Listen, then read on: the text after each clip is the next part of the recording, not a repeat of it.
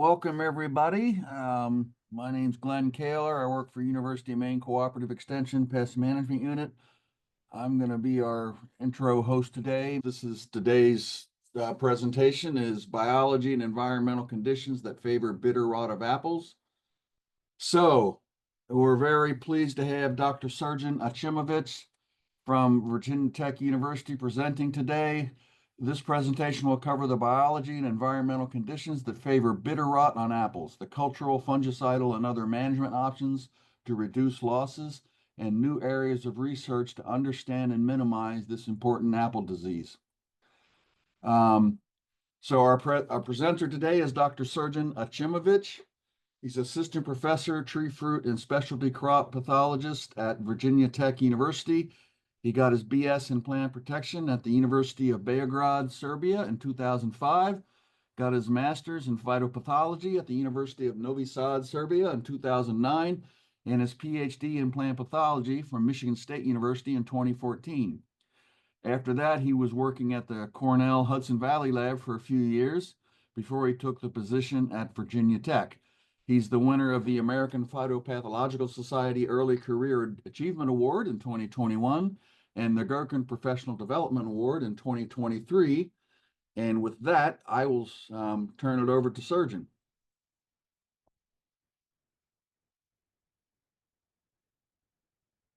Thank you, Glenn, for introducing me and for the invitation to give this talk. I really appreciate it.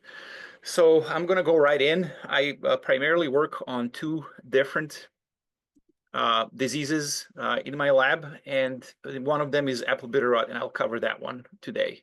This is not only my work. I have a team of people working with me at all times, and some of them are listed here. So to introduce you to my program, I just wanted to cover the 5 specific legs of the research and extension that I cover in my lab. I do a lot of efficacy trials, and that started at Cornell, as Glenn mentioned. And these are also important for me so that I can craft specific, spray programs for growers that have the goal to prevent resistance in pathogens to bactericides and fungicides. And, we're testing anything from synthetic materials to biorationals to biocontrols. So I also have used in the past and try to outsource the disease prediction models to the growers because I see that that is the most important tool they can have to address the issues of changing weather we see. And this would allow people to actually time their sprays better and reduce them in a dry year or increase them in the wet year. My lab specializes in basic research on pathogens, specifically focusing on identification, detection, and characterization of pathogens, which also includes pesticide sensitivity. I also work on trying to understand better the pathogens using the PCR methods that allow us to quantify the pathogen in the overwintering sources. And I'm hoping to use that information to allow the breeding of the resistant cultivars in the future. Also, I have been using the PCR platforms I mentioned to you, such as real-time PCR and digital PCR, to also understand better the ecology and biology and population dynamics of the pathogens inside of the overwintering structures. So all that is kind of balanced in both applied and basic research, and I take pride in doing both. So today's culprit we are interested in is a group of species called Colletotricum species. So these are the fungi that are responsible for causing the apple bitter rot, and it's a complex of different species. But if you generalize their life cycle, this is how the pathogen reproduces. In the larger blue circle that you can see, the pathogen can form in the debris on the ground, or in the mummies or cankers in the canopy, can form perithecia, which is similar to the apple scab fungus. And in these perithecia, pathogen can form ascospores and release them and aerially transfer them to the organs of the pathogen, and then, organs of the host, and infect there. However, I'm not convinced that we have conditions that are conducive for this specific part of the life cycle here to form the ascospores, which are airborne. In the case that that's true, the pathogen then cycles within this smaller elliptical blue circle, which shows you that on the fruit and debris and also in the buds, the pathogen can form asexual spores that we call conidia. And these conidia are, produced in copious amounts. And that's what you see on the fruit as orange droplets full of these asexual spores. They are not airborne unless they are carried in the aerosol of the rain with wind, which is quite rare. They are attracted by insects. So the pathogen does require, vectoring by rain splashing. And these spores are sticky, and also insects can carry them through the orchard. So they are not as mobile as the ascospores. And when they land on the surface of the tissue, they can germinate and infect. And this genus of fungi is specifically tricky because once the pathogen penetrates into the tissue, it can enter this long dormant phase where we don't see the symptoms, but it did cause the infection. Some of those infections can abort. Not all of them are successful, but there's this long dormant time before the symptoms are actually occurring. Usually the changes in the fruit in sugar content and maturity start to trigger the pathogen to move out of the dormancy and into the infection mode.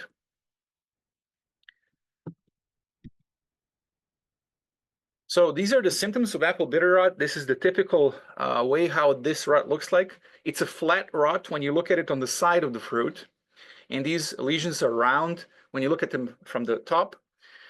And the flat saucer type rot, differentiates this from black and white rot, which actually leave the fruit to stay spherical. And in the case that you cut this lesion early on in the season, you'll see a V-shaped necrosis that is typical for apple bitter rot. And for black rot and white rot, you would see a more columnar type of a rot inside of the flesh. If the rot is not stopped, the pathogen can actually move into the tissue more, completely consume the fruit, and because of the activity of the fungus, the fruit drops because it matures earlier. And then in the center of these lesions, you can see these bullseye patterns of billions and billions of spores that are in these specific bodies that we call a cervuli. And each of these small droplets is a large number of spores that are being produced, and they are rain splashed and carried by insects and allow infection on the other uninfected fruit. So the symptoms can also occur on the leaves. This is very rare to occur in Northeast, but it has occurred before and I have seen it. However, we are not 100% sure whether this was a direct infection by this fungus on the leaf, or there were certain specific physiological disorders like necrotic leaf blotch or some other damage on the leaves that was primary, and then the Coleotrachum moved into these specific lesions. But if you go down south to North Carolina, and if you're down south in Georgia, and if you grow apples there, you would see these lesions directly caused by Coleotrachum, and they can lead to total defoliation of the tree in July if you don't apply fungicides. So it's a severe problem also in Southern Virginia. If you go to North Carolina, this is what my colleague Sarah Villani can see. These are the symptoms of apple bitter rot that she sees. They are battling more defoliation from glomerulus leaf spot that I showed you before. But they can also have symptoms of apple bitter rot looking like this. So this is not your typical bitter rot that you see in northeastern United States. So keep in mind that this is important because sometimes you can misdiagnose that you have a bitter rot because you are not seeing typical symptoms as I showed you before. So why do we have issues with apple bitter rot? So here are two examples that I wanted to show you of 2 years. This is in Virginia, in Winchester. You can see the upper graph shows you the temperatures as a gray broken line on top. And on the bottom, you can see the dates and then the black bars that show the frequency of the rain events. And also the height of the bar shows the amount of rain that we would achieve in a single rain event. So when you have a monsoon year like this, it is very difficult to protect your fruit from apple bitter rot. And so we are starting to see in a sample of 20 previous years, we are seeing more and more of the years like this with high frequency of rain events and huge amount of rain in a single rain event, which complicates the protection. So what that means is that in years like this, you have to up your game and apply a better spray program or apply fungicides more frequently so you can actually produce fruits that are commercially free and commercially acceptable and free of bitter rot. At the bottom, you can see an average year 2023 when we have lower temperature overall in spring, whereas in 2022 we had a high temperature. And this fungus is favored by extremely high temperatures and then a lot of rain. You can see frequency of rain is much less, and also the amount of rain we received was much less. And in a year like this, an average year like this, you can control the apple bitter rot much more easily, even just using Captan. However, you have to recognize that you have to change your spray program and your approach when you have a very wet year like we had in 2022. So as Glenn mentioned, when I moved to Virginia Tech, one of the first questions I wanted to attack, and we have collaborated in years before when I was at Cornell with Philip Martin and Kerry Peter. So we spent a lot of time identifying the species that cause apple bitter rot. But one of the first things I did when I came to Virginia was actually go to the commercial orchards and actually rate how much incidence they have in commercial production. So what you can see here, you can actually equate to the field loss of apple bitter rot. And it ranged anywhere between 23 to 5% all the way up until 90%. So it's a serious problem that we have seen over 3 years. And we are seeing an increasing impact of this disease on orchards. And in some orchards, we have had 98% losses, specifically in cider varieties. In some cases, we have seen also that the disease in New York, as well as in Pennsylvania, can spill over into the storage. So this is also a post-harvest problem. And in some cases, rarely, you can have up to 15% in storages, but most of the cases, about 2% of infection can be seen in the storage. So this is the region that we covered in the past in our collaboration. If you wish to understand which fungi cause this disease, we have to look at the literature. So that's what we did in 2016. We scoured everything that we could find on internet and in print. And we found that basically a majority of the species that cause apple bitter rot actually are in the two large groups that are highlighted here with blue and with the red. The blue ones are in the group called Colotarchicum acutatum species complex, or a group. And these species are adapted and they have an optimum temperature of growth about 77 Fahrenheit, which is about 25 Celsius. And we have found in literature the ones that are highlighted here in yellow font. Those are the ones that we saw in literature causing the disease in other parts of the world. And the second group is the red highlighted font, Colotarchicum gliosporoides species complex, or a group. They are much more capable of growing in higher temperatures. So 86 Fahrenheit is their temperature optimum. And they dominate more in the tropical and subtropical regions. And some of these species, as I mentioned to you before, these gliosporoides species in this group, they cause also the leaf form of the disease. And these highlighted in yellow were the ones that we found were responsible causing the disease throughout the world. We didn't know exactly what we had in the mid-Atlantic. So we endeavored to do that work. And over 5 years, we've spent a lot of time collecting isolates from different commercial farms. And we found that about 50% of the isolates, and this specific specific chart actually shows you the split of the two complexes in New York. About 50% between two different groups. And then within that pie chart, you can see that out of these, the 3 species actually were the most dominant in the northern part of the Mid-Atlantic. So Colotarchicum novabursense was the least present with 12.5% isolates. Colotarchicum chrysophyllum was the second one. But by far, the most dominant 50% was the Colotarchicum fiorini, which you see as a pink part of the pie chart. Again, so it makes sense because we're in the northern latitudes in New York, and the cooler weather seems to favor the species. But we do have an overlapping, with these other species that are present, and in the subtropical regions. And it seems that the Hudson Valley has conducive conditions for all 3 species. So when we looked at the Pennsylvania, and this is Philip's data, we collected a large number of isolates also from other surrounding states in Pennsylvania. And you can see that the structure changes as you go down to south. you see a 2/3 of the pie chart actually being Cholecalciferum fiorinae, so much higher dominance of the Cholecalciferum ecutatum complex, the cooler weather loving species, versus the species that are more adapted to the hot weather, which would be all in the blue and other colors that you see on the left, so 1/3 of the pie chart. And it makes sense because Pennsylvania does have Appalachian mountains that are cooler in comparison to other parts that are warmer. And that could potentially explain not only that, but also relief can explain why there's a dominance with Cholecalciferum fiorinae. When I moved to Virginia, we have done also sampling and isolation. And we found that in this specific case, everything flips. The fiorinae is only 1/3. The cool weather loving species is only 1/3 of presence of all the isolates. And then the 2/3 actually are all the species from the Gliosporidae species complex that you can see here listed. So the more south you go, the more you can see the damage from the species that are adapted to much warmer conditions. So that's what I'm showing you here. As you go from north down to south, the specific species and the complexes of species changes.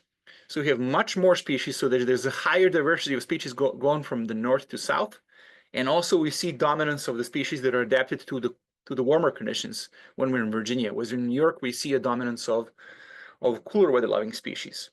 If this is not the latitude is not the only factor that influences this, there's many other factors like cultivar, the protection, the alternate hosts, as well as relief, but also potentially the climate change or the specifically weather change patterns that we see could be at play, determining the distribution and dominance of these species.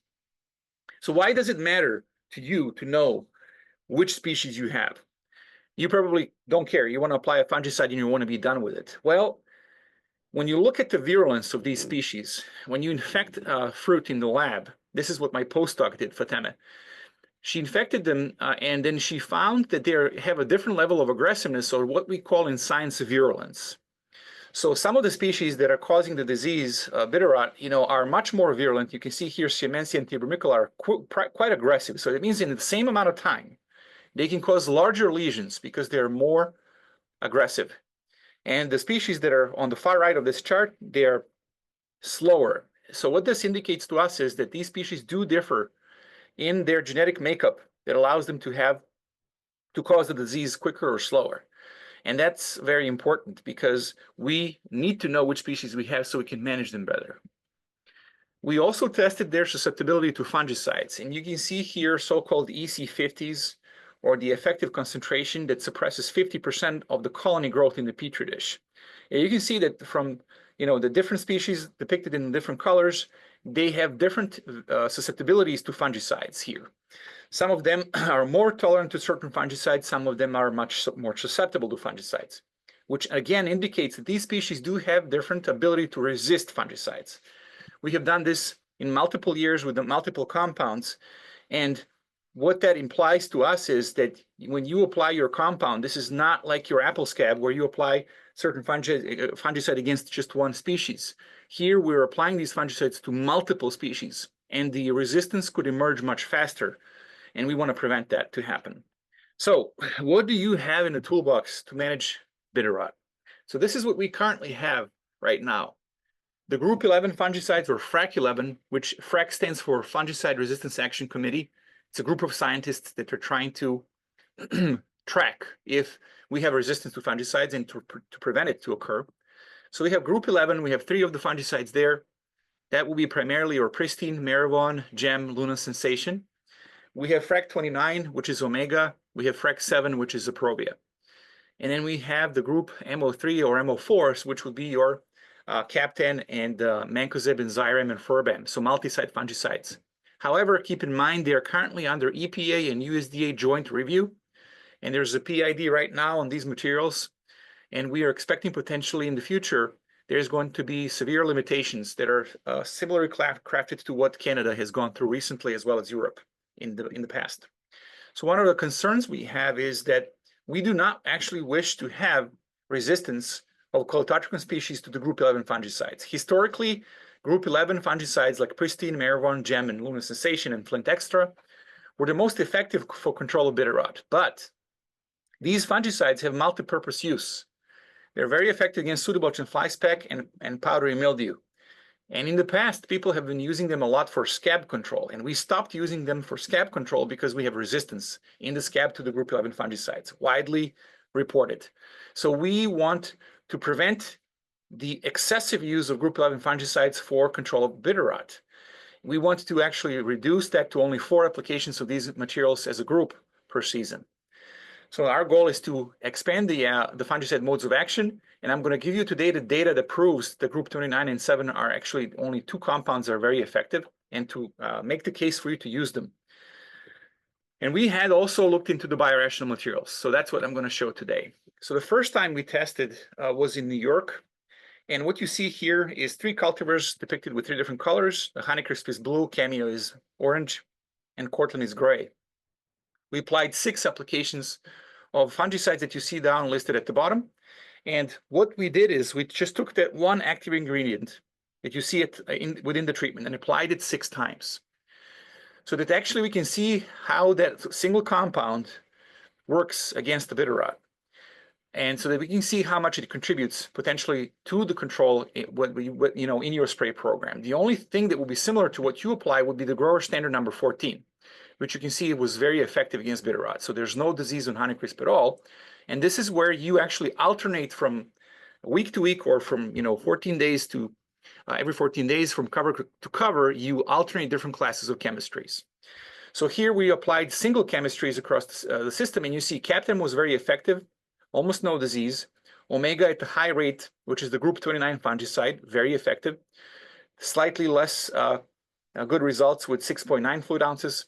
We see no effect of Excalia, no effect of Miravis. We see Aprovia was the only one STHI that was effective. No effect of Fontelis, which is also an STHI, and no effect of Circadis. Pyraziflumid also did not do anything. And also, in this case, DMI fungicide from group 3, Sevia did not do anything against the disease. And we know this is not, we know the DMI fungicides are not effective against bitter rot. Also, the biorational material also was not effective, but the Flint Extra, as a representative of group 11, was the most effective. So we confirmed that the group 11 is very effective, and then we have 2 new members that are effective, which would be Aprovia and then Omega. So this was what was done before. And then in 2022, when I started at Virginia Tech, a lot of growers asked me, can we use biorational materials? So we started testing Regalia, Actigard, Reliant, Prophyte, EcoSwing, and Vasiplant, again, applying them 5 to 6 times through the summer. Basically, it's a replacement for a spray program that you would do. So we can see how the compound holds the fort against the disease. And then we had these synthetic materials highlighted in blue, anything from Flint Extra to Sovran, Cabrio, Provia, Omega, Xyrem, Captain, and Furban. And the number 18 here will be similar to what you would do, changing chemistries from cover to cover spray so that you can avoid resistance.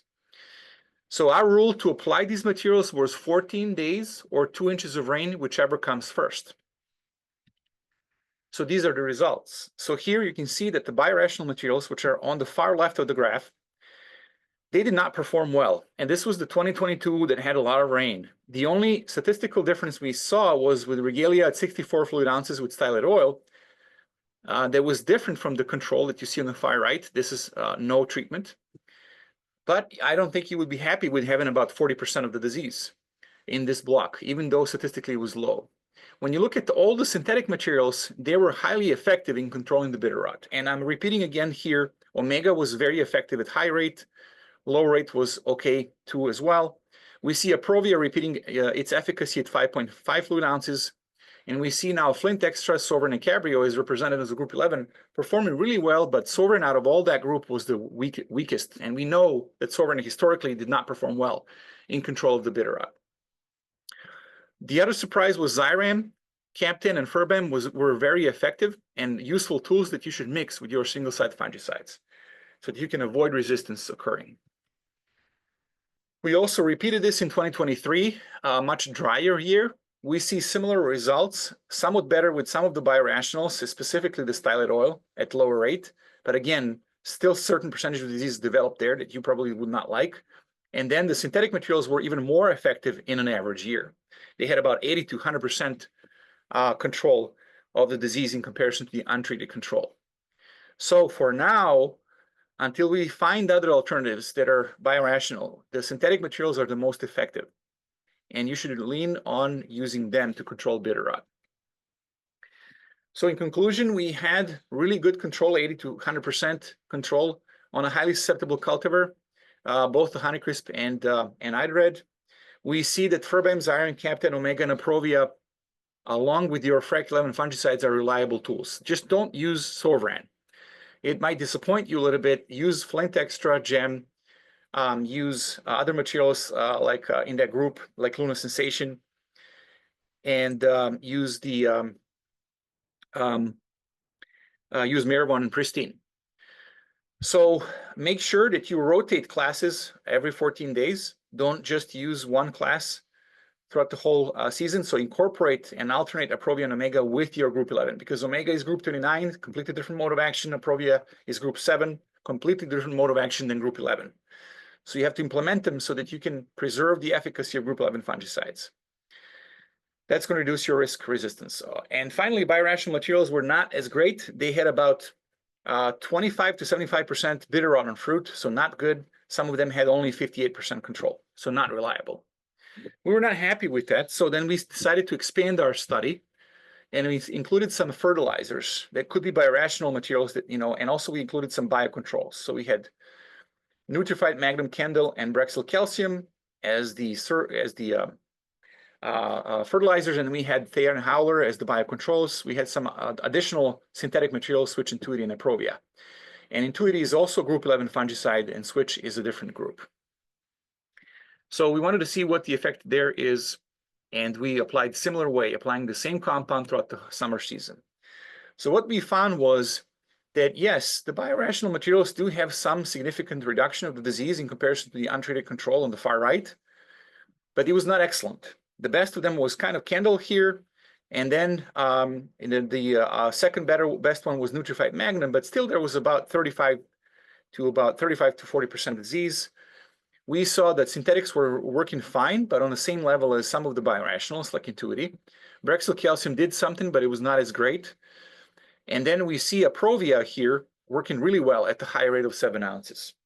So we had about 50 to 90% control and about 20 to 25 to 60% control in biorational materials. So this was the rating in July. Then we went and repeated this trial in 2024, and we see somewhat worse results. In 2024, with the biorationals, they completely failed to control the disease. In some cases, only Nutrified Magnum worked. Switch and Intuity did hold the fort really well as synthetic fungicides. They're really good. Brexyl Calcium did not do much, and Aprovia and Grower Standard were similar to the effect of the synthetic materials. So again, synthetic materials win the battle all the way around. So in conclusion, what I would recommend is that you depend on the QY fungicides again, the Flint Extra, Luna Sensation, Maribon, Pristine, and Gem. But then you must incorporate the Aprovia and Omega in your spray program so that you don't overuse these fungicides. And you should always mix your product with at least Captan or Xyrem or Ferben if you have access to it, so that you can broaden the spectrum of efficacy of that spray mix, and in that way prevent the resistance to the single-site fungicides. So with the mixture of Captan or Xyrem or Ferben with your single-site fungicides, you're able to provide much better kill of the population of the pathogen and prevent that adapting to the single-site fungicides. So again, biorational materials were not good. They allowed pretty high level of the disease, and some of these materials did have a control, but overall they allowed enough disease that was not acceptable for commercial growers. Again, we were not happy with that, and we decided to say, okay, let's test more materials, and both biorational and synthetics. So one of the first compounds we wanted to look at was called Kinoprol, which you would now know as Axios, SC. It recently, actually this past year, was labeled. And iplufenoquin is the active ingredient. It's a completely new group of fungicides, group 52. We wanted to see if that has an effect against the disease. We wanted to test tidal growth spectra that has chitosan, the material that has shown some preliminary data to have good control of bitter rot in New Hampshire as well as Pennsylvania. And then also we wanted to test more howler and thea because the company mentioned to us that the schedule we applied it, which is 14 days or 2 inches of rain, is too broad. We need to narrow it down and have about 7 to 10 day schedule. So we said, okay, it's going to be hard to persuade growers to do that, but let's try it. So the first battery of treatments that you see are the synthetic materials. We tested these fungicide you see here that we were interested in, including lunar sensation now in Topsin and Echinoprol, the specific material that I told you is new. We wanted to test Reason as well as Kenja, new STHI, and another group 11 fungicide. We compared it to tidal growth spectra, and then we added another biorational, which is allowed in organic production, which is microthiol, the sulfur.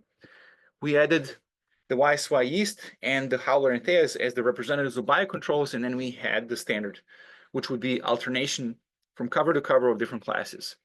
And then we had untreated control. Again, in each treatment that you see listed here, we applied single chemistry throughout the season, whereas in the grower standard, we would change the chemistries every 14 days. So these are the results on the control of the fruit bitter rot. You can see that any bar that has the highlighted in yellow letters, they will be statistically different from the untreated control, which is quite high on the fruit, going up to 50 to 60%. And we see that the best treatment was grower standard. So when we look at the synthetic materials, they were by far the most successful group. We see a really good control with Reason, lunar sensation, and the Echinoprol, the new compound that I mentioned to you that is now called Axios. We see then that tidal growth spectra was successfully reducing the disease. So this is the biorational that we really like. And it was not, it was actually the sulfur was not as, not doing anything against the bitter rot. And then we finally saw that biocontrols applied here, the howler and thea, on a 7 to 10 day schedule, they were effective on the fruit. However, the YSY yeast was not. So what about the effect of these materials on glomerular leaf spot? So as an issue that I told you before. So we rated the disease on spur leaves that develop early in the season, and the results were less conclusive there. The reason why is because we had in the control pretty low in disease incidence. You can see here in our inoculated control, we had some disease develop, but less in the untreated and uninoculated control. And then in those cases, we see now that only the grower standard and Kenja were performing the best. We see significant differences there. In terms of the biorational materials, tidal growth spectra doesn't do anything as well as the sulfur. And then we see that howler and thea did not do anything, but YSY yeast did do something, but only on iDRED. So keep in mind that the spur leaves develop early in the season, right? During the bloom. So they are there longer and they have a longer chance to be infected. So the disease could be harder controlled. But when we look at the shoot leaves that develop from king bloom onward, we see somewhat different results, and we see some differences between the cultivars. On iDRED, you can see that many of these compounds we tested, but on a low disease pressure that we saw, we see that they're very effective, including the grower standard. So pretty much all of them on iDRED are effective, but on Golden Delicious, these fungicides that are synthetic are not effective, except Kenja. Then what we saw was that the biorational tidal growth spectra was really good on iDRED, not on the Golden Delicious. Sulfur was doing also really well on iDRED, but not on the Golden Delicious. And then we see howler and thea doing really well on the shoot leaves, but the YSY yeast only worked on iDRED, but not on Golden Delicious. So it seems that there's more susceptibility of Golden Delicious to this disease. In conclusion, we see some effective biocontrols now, with howler and thea doing something, about 50% control. Tidal growth spectra was showing promising results, about 60 to 70% control on the fruit. And we see that some of these materials do control the glomerular leaf spot, but we have to be careful recommending anything because we need more data to repeat, and also because we have a low disease pressure in 2024. So we have to continue doing this research. So how would I do this? How would I control bitter rot if you would ask me to give you a textbook example? I'm giving you an option here for 13 cover sprays. I listed 9 of them and then intersected some of these cover sprays here to show you the way how I would approach it. And this is something you can cut and extend depending on what your variety you have. Is it the early maturing variety where you have to stop earlier, or is it the late maturing variety? So when you start applying materials at first cover or second cover, you might still have infection pressure from scab and powdery mildew. So that's why I'm starting the summer season or cover sprays with Inspire Super and Captain, and also because the bitter rot pressure at that time is very low. So that cutoff point, and then I start. I'm going there the second cover with Topsin. We have some black rot control there and white rot control at that time. But again, the Captain is the only material that is very effective against bitter rot here, and then the Prophyte. So if you really rely on these, these single site materials are not effective against bitter rot. You're only relying on Captain, and at that time it's low pressure. But come at third or fourth cover, which would be about first week of July in the northeastern United States, at that point you start having huge pressure from bitter rot, and you have to start applying very effective materials. So I'm starting with a Provia here, 2 applications back to back. Do not do the third one. Alternate to a different class, so I'm starting to use Flint Extra. And you can see here I'm applying these materials early on here because they have long days pre-harvest interval. You want to do them earlier so that you can harvest normally. I switch from one class to group 7 to group 11 Flint Extra, and then I'm going with Omega. Again, long days of pre-harvest interval. I want to avoid them being close to harvest. I'm using Omega group 29. By this alternation from STHI to QI to UOP or to group 29, you're avoiding resistance to develop to group 11 fungicides. And I'm closing the season with cover sprays like Pristine, Maravon, and Maravon here so that you can have 0 days pre-harvest interval with these materials and you can harvest your fruit safely. Again, if you have late maturing varieties like Granny Smith, Pink Lady, you should extend these sprays all the way up until the harvest. I know it gets busy with picking early varieties, but you have to continue applying materials because the bitter rot is going to move in if you just leave one gap. So what about other things you can do to manage? Well, keep in mind that the bitter rot, if you have a very important variety like Honeycrisp, if bitter rot can infect it, you're going to lose valuable profit. So if you see bitter rot and you missed something before, you can still apply full rate of Captain and high rate of Pristine or Maravon so that you can protect other fruit that have not yet been infected, so that you can recover as much as you can from this variety. You can also add LI 700 to it, low rate, not the penetrating rate, so that you can better coat the fruit with these materials. So it's more for surface tension reduction. And then repeat this as soon as possible, 10 to 14 days later. So if the bitter rot is visible, the battle is not lost yet, you should continue spraying. Maintain the coverage up until the harvest. And if you have late maturing varieties, continue spraying. If you have more than 2 inches of rain, you cannot wait to the next 14-day mark. You have to spray the next day immediately because all that residue is gone. You should cut the fire blight out because there's some anecdotal data that says that more fire blight strikes can be a place for bitter rot to move in.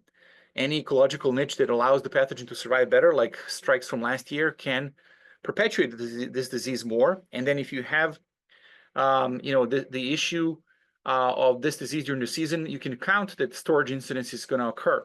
So you have to continue applying fungicides all the way up until late maturing varieties are picked, because you can have stem infections and they are going to express in the storage. What about sanitation? Jenna Beckerman from Purdue mentioned to me that small acreage growers that she has, they remove dead wood, they remove mummies from the fruit, and also the dropped fruit on the orchard floor. And they never have bitter rot because their fungicides are more effective in this specific case. So you should maintain the grass strip below the trees, remove, if you can, all the fruit that potentially could be source of infection, and also remove the mummies from after thinning, so that you can actually prevent the infection to move from those fruits to the currently growing year fruit. And also the fungicides are the key. And so sanitation will definitely help you if you have the manpower to remove the infected fruit from the orchard floor. So what should your strategy be besides the fungicides? Well, we know for experience that all the cultivars we have are susceptible to bitter rot. It's just the impression you have less disease on one or the other guides you to think that certain varieties have less bitter rot. They do because they mature at different times. It seems that maturity is giving you different levels of the symptoms, but all of them are actually, when we inoculate them in the lab, they're all susceptible. So the rot is worse from the drought stressed trees. So try to irrigate your trees ahead of the waves. Apply your fungicides early. So it will be around 10th July. Just the first week of 10 days of July, you should start your first effective material, and all the way up till harvest. When you come down to Pennsylvania, that cutoff point would be the 15th June. When you're in Virginia, it's about the first week of June. Apply the materials on a schedule of 14 days or 2 inches of rain, whichever comes first. If you do not get any rain during the 14 days, you can extend it to 21 days. However, if during those 7 days that you're going to count from the 14th day, if you get rain, you have to apply a fungicide the next day. Avoid to spray alternate row middle, okay? Specifically in the cover sprays, because that can the poor coverage can lead to more bitter rot, and late maturing varieties need more covers. Again, the materials I mentioned to you are all the ones the same that I talked about before. But one thing that you have to keep in mind is that Captain, when you use it alone, use the higher rate. And keep in mind, different formulations have different rates to be applied. So, so that you can have the maximum effect. So if you use the cover spray only, if you use Captain for cover spray alone, you have to use the high rate. You can back off on Captain rate when you start mixing them with the single site fungicides that are most effective. So keep in mind that out of all the group 11 fungicides, Sovereign is the least effective, and limit the application of this whole group of fungicides to only 4 applications per season. Use the other options you have. Do not overuse the group 11 fungicides. You will get resistance of Colotatricum fungi to these fungicides, and to avoid that, you have to implement other materials. And finally, storage control is very difficult. These are usually stem and calyx end infections in fall. If you can cool the fruit as soon as possible to below 40 Fahrenheit, you're going to slow down the growth of the fungus, but it's not going to go and kill it. And this is effective only on Colotatricum encutatum species complex, not on the other group. And then if you have the option to apply scolor, that can maybe control only infections that just recently occurred before you just picked the fruit. So they're not going to be able to penetrate these fungicides into the tissue. So finally, limit the group 11 fungicides to only 4. And now you're going to ask me, how do I control other problems where I'm used to using the group 11 fungicides like powdery mildew? Well, the first thing I would mention to you is rely on the DMI fungicides, FRAC group 3 for powdery mildew control. They're very effective. Use SDHIs. They're also very effective. And also use sulfur. Early in the season, there's no risk from sulfur being phytotoxic. Sulfur is an excellent material, and I would recommend you to use more sulfur early in the spring to control powdery mildew. Reduce the risk for resistance to group 11 and mix them and alternate with the SDHI and the group 29 fungicides. And reserve also your group 11 fungicides for high infection pressure situations, which are warm vetting events. Those are the ones that actually favor the bitter rot infection. Again, I talked about the 14-day or 2 inches of rain rule already, and do not quit sprays as you get busy with harvest of early varieties. You have to control everything until the end of the harvest. With this, I'd like to acknowledge my team and the funding sources. Nothing would be possible without the people that I work with, and also the funding sources. And I want to thank you for your attention, and we'll be happy to answer any questions you might have. Thank you. Thanks, Srdjan. That was a powerhouse.